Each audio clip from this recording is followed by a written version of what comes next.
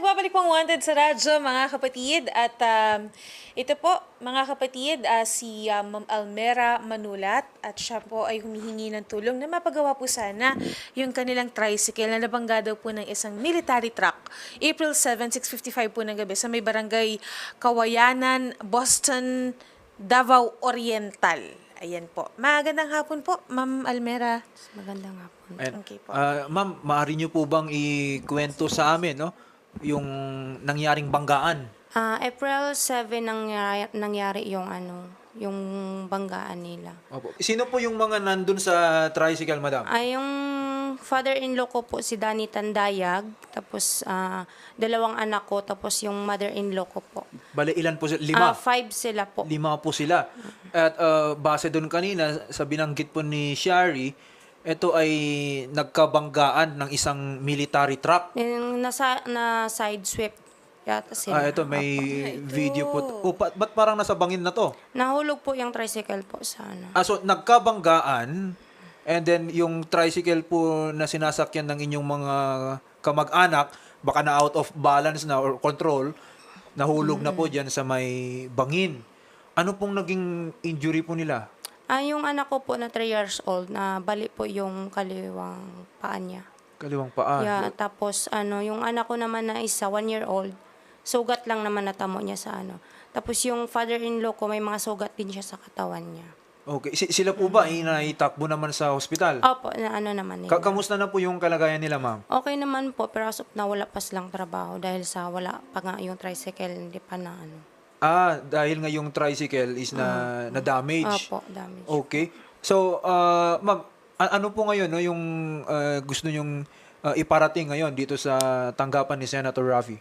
Yung ano ko lang, settlement lang, agreement sa, kasi yung tricycle nga. So, Tapos yung mapaayos po yung yes tricycle, po, no? Opo. Tapos Para ma-refund din yung nagastos namin. Kahit hindi lahat yun, basta may ma-refund lang. I understand. Ito pong mga nagastos po ninyo is of course related, no? Yes Doon po. sa pag-recover ng inyo pong mga kamag-anak. Ito ha.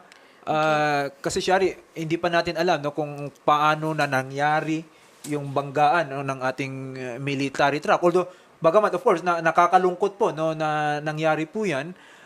Pero we understand kasi Shari no na pag mga government vehicles 'yan, and while they are in the performance of their public functions, no, for example, if it's a military truck, kung yan ay papunta no sa service na military services nila, maghatid ng sundalo, maghatid ng mga supplies, ayan po, they are considered acts of state, no. So kumbaga they enjoy some form of immunity, no? Kasi they are performing government function. Pero ganun pa man ha, gusto kong makausap sana any representative from the military kung ano na lang ang tulong na pwedeng mayabot sa ating mga biktima. Nasa linya po natin si Major Rafael Palaca, ang Executive Officer po ng 67 Infantry Battalion, 10th Infantry Division ng Philippine Army, Davao Oriental. Major Palaca, magandang hapon po. Yes, on behalf of our Battalion Commander, Lieutenant Colonel Odrilio Pia, ako po si Rafael Palaca, Executive Officer ng 67 IB. Regarding po dito sa complaint ni Mera. Almera Tandayag, ma'am, unang-una po kasi nating binigyan ng solusyon is yung pasyente. Kaya kasi mas mahalaga yung buhay ng mga anak ninyo, yung pagkatapos ng aksidente, at binigyan natin ng support. Lahat naman ng support ng kailangan ninyo, binigay din, pinaprovide ng 67 IB. Dahil yan po ang pangako namin. Ngayon, tungkol dito sa agreement na magkaroon sila ng usapan tungkol doon sa pagpaayos ng sasakyan. Anyway, before siguro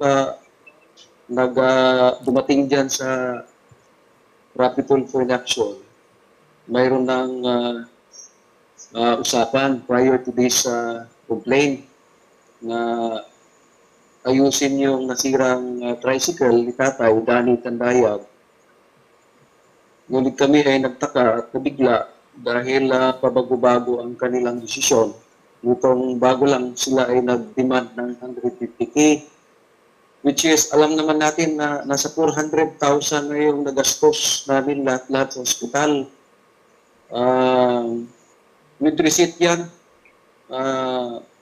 almost mga 400, nasa 360. Hindi pa yan kasali yung other expenses na hinahanap nila yung mga resibong iba. So, napakaliit ang sahod na ng sundalo na naiwan. Ngunit, bigyan namin kayo ng assurance na talagang ayusin namin yung tricycle na yan para maibalik doon sa 100% good condition ng kanyang makina.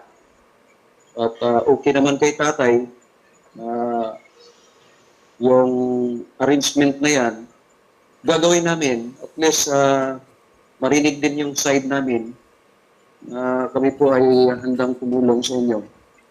At responsibilidad namin yan.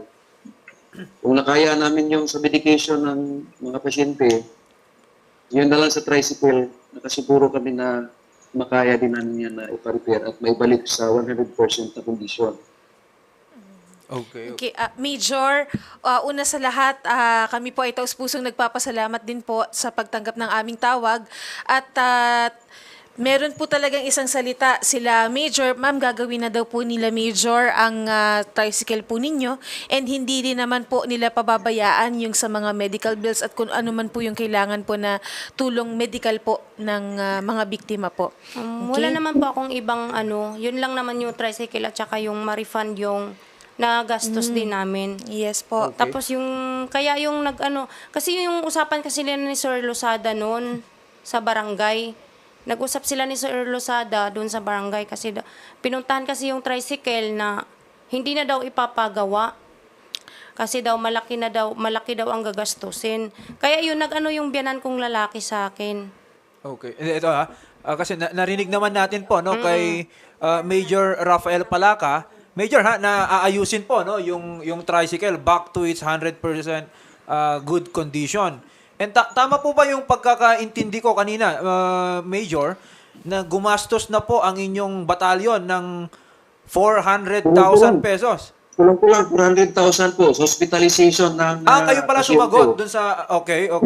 Paano naging... Okay po. Sige. Ganito po, no, Major, kasi lumapit sa amin lang naman si Ma'am Almera, concern niya kanina primarily yung tricycle kasi yun po yung pangkabuhayan po nila. Pero given naman the assurance na from the Major na aayusin po yung tricycle po ng ni Ma'am Almera, then we are happy po, Major, na ganito, no, yung nakikita po nating solusyon. Aside from that, I think meron pang clinic claim si Ma'am kanina ng mga refunds. Ma'am, ipakita nyo na lang kina Major yung mga resibo po na sinasabi po ninyo kanina. And sina Major na rin po yung bahala po patungkol po doon. Okay?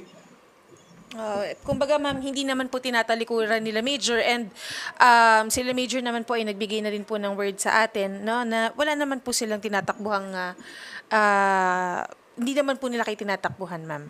Okay? Sige po. Major Palaca. Ma'am, yes ma'am. Go ahead ma'am. Opo, Major, kami po ay nagpapasalamat. Maraming salamat po. And happy National Heroes Day po sa inyo. At kami po ay sumasaludo po sa inyo pong lahat. Diyan po sa Philippine Army. Even Senator Raffy Tulfo po ay lubos na nagpapasalamat din po sa inyo, Major.